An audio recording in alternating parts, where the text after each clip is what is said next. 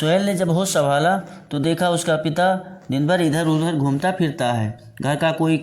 वो अपने माँ से पूछा, माँ तू घर का सारा काम मैं तेरे हाथ बटाऊँ? माँ बोली, बेटा मैं जिस हाल पर तू छोड़ दे मुझे, बस तू अपने जा, सबसे पहले तू पढ़ाई कर, अपना जीवन निखार। अपनी माँ की बात मानकर सुहेल पढ़ाई करने लगा। जब सुहेल 10वीं में पढ़ रहा था, एक दिन उसकी माँ बीमार हो गई और दवा के लिए घर में पैसे ना थे। सुहेल का मामा आया और अपनी बहन का इलाज कराने के लिए कुछ दिन सुहेल के पास रुका। सुहेल ने अपने मामा से पूछा, मामा आपने कितनी पढ़ाई की और आजकल क्या कर रहे हो? मामा बोला, भांजे मैं इंटर के बाद कंप्यूटर कोर्स किया। जैसे ही मैंने MCA किया मुझे 50,000 सैलरी वाली जॉब मिल गई। साल बाद मेरी सैलरी 80,000 हो गई। लेकिन अपने पिता को धंधे में 2 लाख महीना कमाते देख मैं भी खुद की दुकान खोलकर 1.5 लाख महीना कमा लेता हूँ। यह बात सुनकर सुहेल के मन में जिज्ञासा जागी। वह पूछ बैठा, मामा मैं शहर चलूँ तो मैं भी कमा पाऊँगा अच्छे पैसे?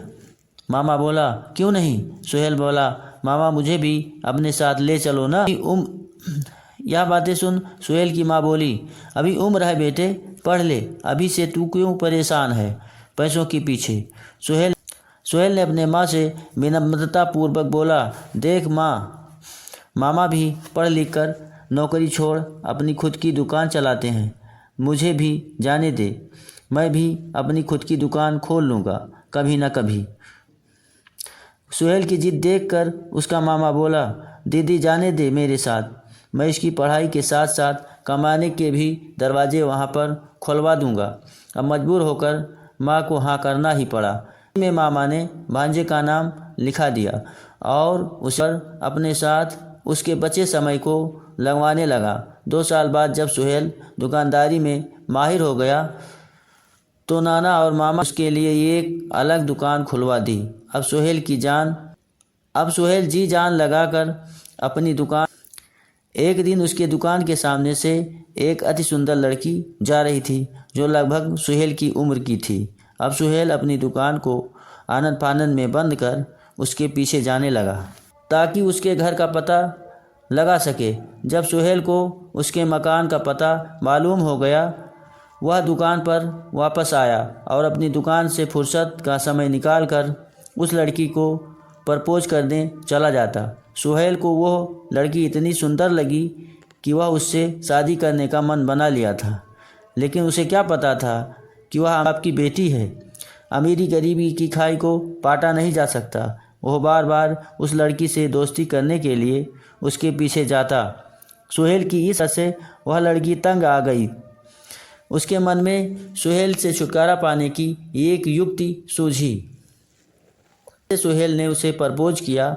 उसने स्वीकार कर लिया और बोली, मैंने आपको समझ ना पाई, इसलिए आपको इतनी परेशानी उठानी पड़ी। आज शाम को 6 बजे मेरे पास कॉल लगाना, हम दोनों कहीं घूमने चलेंगे और वहाँ पर मज़े के साथ कुछ समय व्यतीत करेंगे।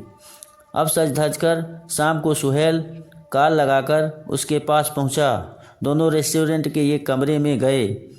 दोनों मीठी मीठी बातें कर ही रहे थे, तभी लड़की ने मिस कॉल किया। अब रूम के दरवाजे पर दस्तक होने लगी।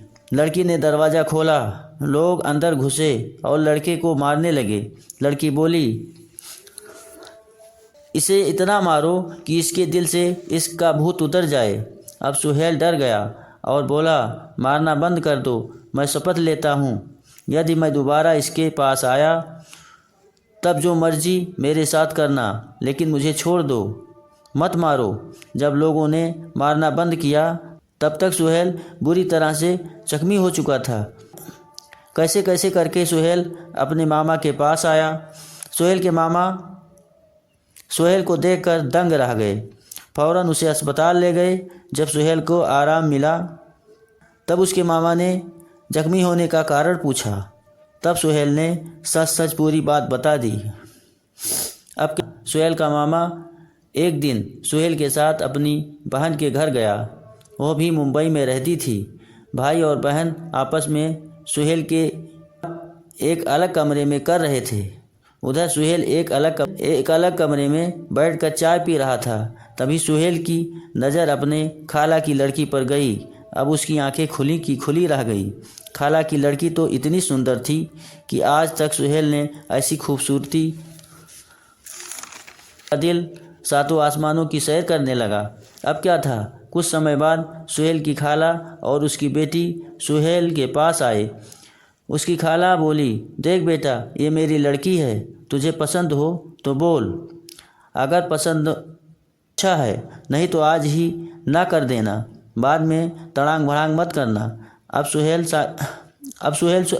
सुहेल ये मेरे मामा की मर्जी पर है, क्या बोलूँ रहा हूँ। अब मैं और पछताना नहीं चाहता। अब क्या था, सुहेल के मामा ने अपनी बहन से विदा लेते हुए अपनी बहन से बोला, समझो रिश्ता एकदम पक्का है, शादी की तैयारी कर लो। अब सुहेल मारी खुशी के फूलों न समा रहा। उसने अपनी माँ के पास फ़ोन लगाया और बोला, घर में ताला लगाकर सब लोग मेरे शादी में। जब शादी का दिन करीब आया तो उसकी माँ भी मुंबई आई और मुंबई की गलियों, वहाँ के रहन सहन तथा वहाँ की कमाई को देखकर दंग रह गई।